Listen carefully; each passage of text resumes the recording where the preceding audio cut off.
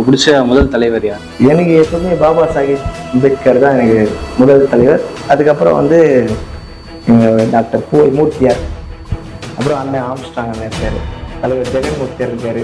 இவங்களாம் எனக்கு பிடிச்சிருக்கு. ஓய்வில்லாம ஓட தேஞ்ச மூர்த்தியாரேடா, ஜெகன்மூர்த்தியாரு அண்ணனை போல உலகில் யாரேடா, அண்ணன் மறைந்த பின்னே கட்சிய வழி நடத்துறாங்கடா எங்க சாமி யாரேடா, அண்ணன் ஜெகன்மூர்த்தியாரேடா. அம்பேத்கர் வழி வரும் மூர்த்தியாரேடா, தொண்டனுக்காக உயிரை கூட கொடுப்பாரேடா, உழைப்பால உயர்ந்தவர் இங்க யாரேடா, எங்கள் அண்ணன் தானடா ஜெகன்மூர்த்தியாரேடா.